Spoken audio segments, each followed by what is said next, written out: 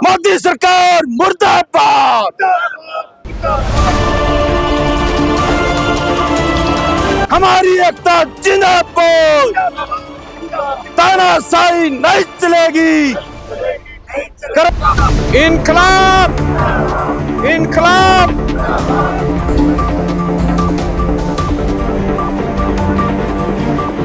जोर जुल्म की टक्कर में। नमस्कार, आप देख रहे हैं नव समाचार। मैं हूं रमाकांत उपाध्याय। हमारे साथ में तमाम रिटायर्ड कर्मचारी लोग मौजूद हैं। आज हड़ताल कर रहे हैं। कृपाल जी हमारे साथ मौजूद हैं।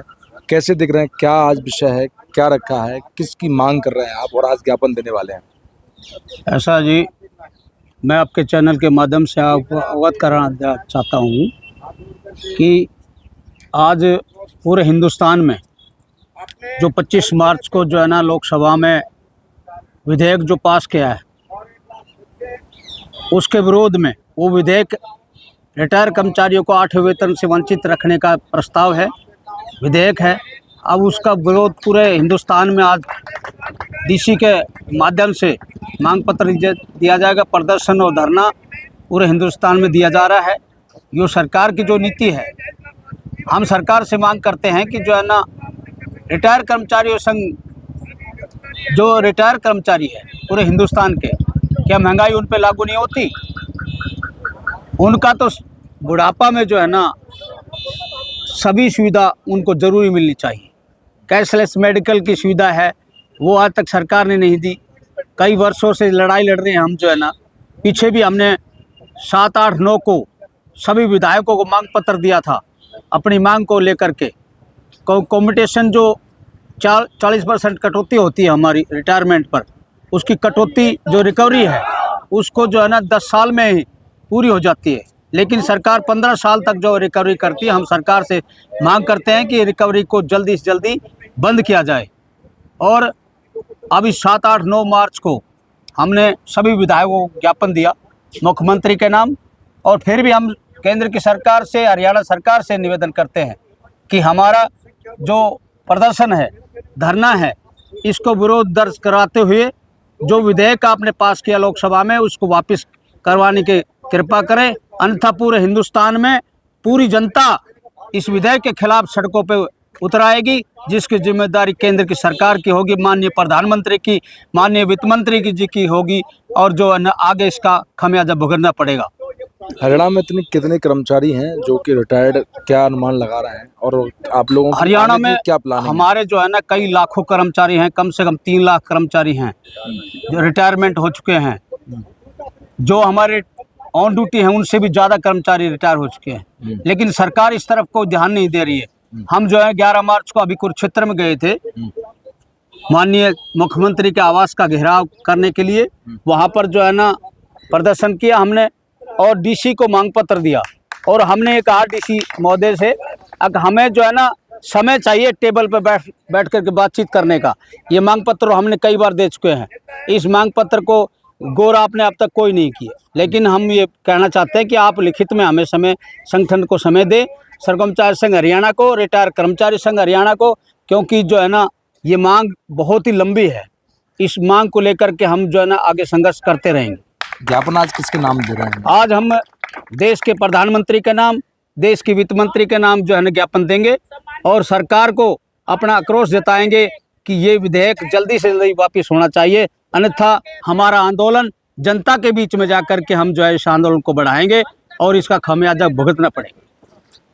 इसमें इस बार ऐसा क्यों कर रहे हैं कि रिटायर्ड लोगों को हटाया जा रहा है, जबकि प्रधानमंत्री तो ज़्यादा बात करते हैं कि बुजुर्गों की सेवा की? ये सरकार की जो है ना कथनी और करनी में अंतर है। ये हमारी जनता को गुमराह करने का जो है एक तरीका। ये हमारे एक इंजेक्शन लगा के देखा है रिटायर वालों के, अगर इनके दर्द होता है कि नहीं होता है? अरे दर्द की बात है। बुढ़ापा में एक पेंशन का सहारा है।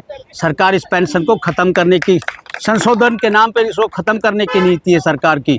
हम इन नीति को लागू नहीं होने देंगे। पूरे हिंदुस्तान के रिटायर कर्मचारी, मतलब जो है ना करोड़ों कर्मचारी, आज पूरे हिंदुस्तान में आक्रोश है इस विधेयक को के खिलाफ, और मांग करते हैं कि इसको जल्दी से जल्दी वापस किया जाए।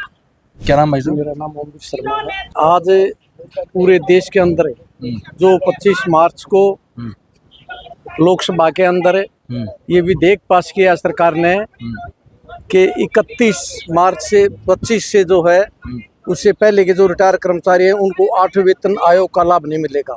इसलिए आज पूरे देश के अंदर ये विरोध प्रदर्शन है कि सरकार जो ये विधेयक पास किया है इसको वापस लिया जाए।